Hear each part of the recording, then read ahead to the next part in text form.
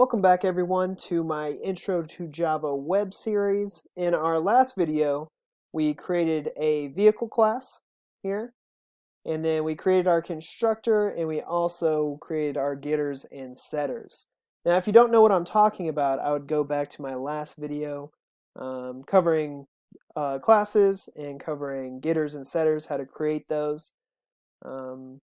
Because in this next one, we're going to be doing the same thing, but we're also going to include another class. And this class is going to inherit all of the attributes and the methods from our parent class, which is our vehicle class. And what I'm talking about is called inheritance. So what inheritance is that we have two different classes that are very similar. In this case, we have our parent class, which is vehicle. You think of it as a hierarchy, vehicle would be the number one class, and then there's subclasses to our parent class. So a vehicle, we define vehicle as something that has a number of wheels and has a VIN number. Now we're going to describe other objects or other classes of vehicle, or their subclasses. So a vehicle can be many things. It can be a car, it can be a motorcycle, it can be all different types of things. So we're going to create classes for those other objects where it's just not as vague, it's a little more specific, but it's kind of on the lower tier of our hierarchy scale. So here we got the public class vehicle, and like I said before, the int number of wheels and string VIN number are what describes our vehicle class or describes our object. The attributes are what create the object. So what I'm going to do is I'm going to be working outside of this class. We're going to create a new class. We're going to hop out of this one. In this class, what we're going to call it is, let's do motorcycle. So class motorcycle. So that's where we're going to start.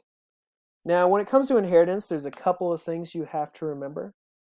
Since it is inheriting from another class, we have to be specific to which class it's inheriting from. So in this case, motorcycle is going to be inheriting from our vehicle class. So where we put class motorcycle, we also have to include the keyword extends, and then we have to include the name of the class that we're inheriting from. So it extends vehicle. And what that means is that it will inherit all of its methods like the set wheels and set VIN, get wheels, and it will also inherit its attributes, which are the number of wheels and VIN number.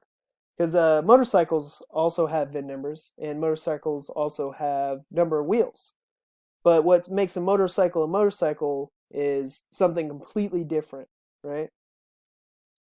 So here we have class motorcycle extends vehicle. So just like the class before, we have to initialize our attributes.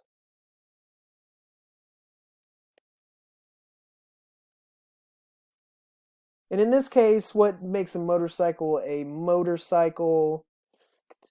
let's do int number seats, number of seats, or how many people can sit on a motorcycle, right? There's probably other attributes that can better describe our motorcycle, but I'm going to keep it simple. It could be a lot of things. It could be horsepower, it could be traction. I'm not really sure because I'm not much of a car guy or a vehicle guy.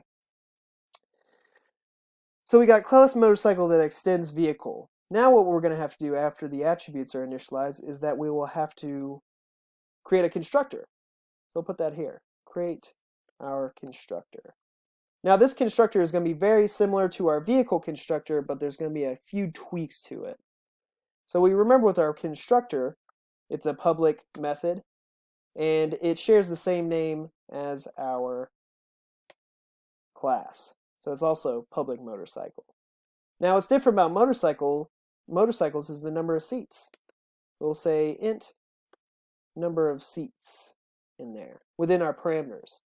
But what we also have to include in here is the parameters or the attributes from our vehicle class. So we also have to include int number of wheels and string VIN number.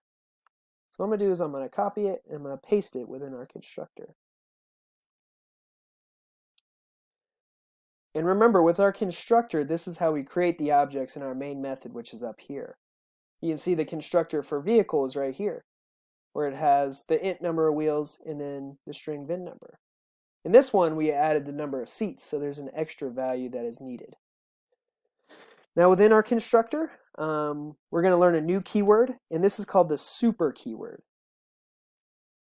And to call the super keyword, all you have to do is super, and then we're going to have parameters within here. Now within our super parameters, we're just going to include our attributes of the class that we are inheriting from, which is vehicle. So we're going to do super, number, wheels, and then VIN number, just like that. It's a very simple statement, and it's within our constructor where we call this super. What this is allowing us to do is to access all the attributes from the vehicle class and inherit into the motorcycle class. So the motorcycle class can also do methods like get wheels or get VIN or set wheels or set VIN, but it also has that additional number of seats variable there. So we got to include that in our constructor as well. And to do that, we'll just do this number of seats is equal to number of seats. It's very simple, and that's our constructor. We're done. We just got to add our additional variables along with our super. So that's pretty much all you need to know for inheritance, or how to set up inheritance. Is that we need this extends keyword, and it's extending the class that we want to extend from. And then we have this super keyword where it's taking from the other class, it's taking its attributes and its methods and pulling them into our motorcycle class. So now that we have our constructor, I'm just going to create a simple toString method for it. And to do that, we do public string toString. There's nothing within our parameters. And what we're going to do is we're going to return, let's see, it's going to be number of seats. We'll do this, and we'll do plus this dot number of seats.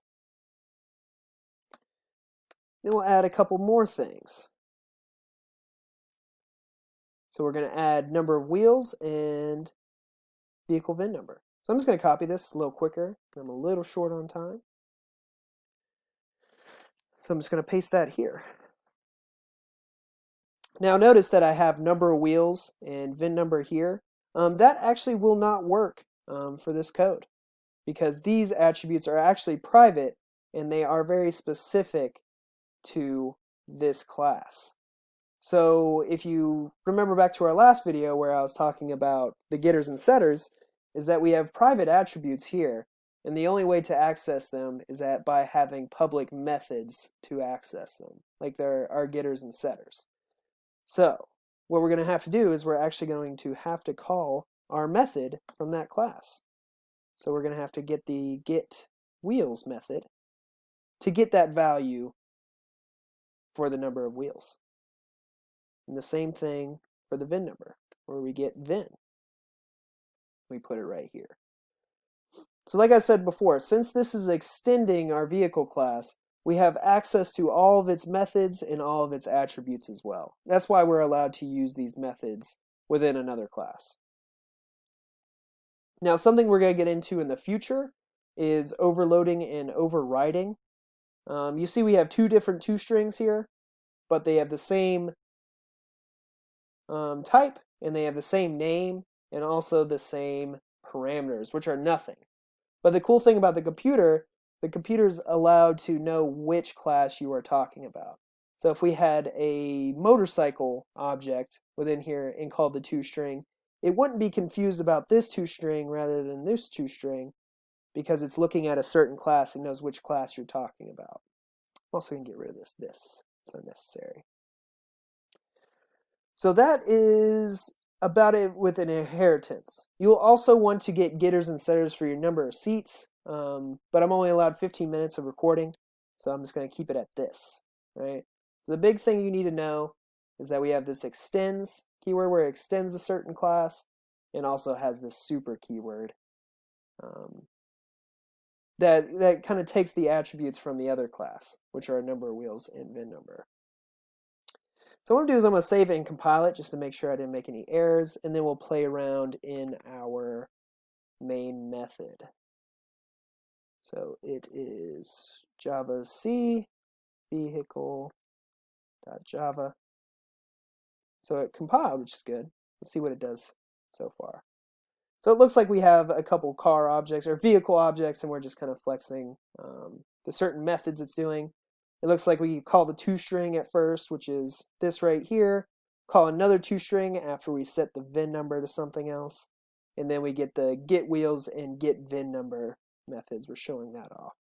So let's show off our new class methods. Let's create a new object. But this time, we're going to create a motorcycle object. To do that, it's a lot like when creating a vehicle object, but this time the type is motorcycle.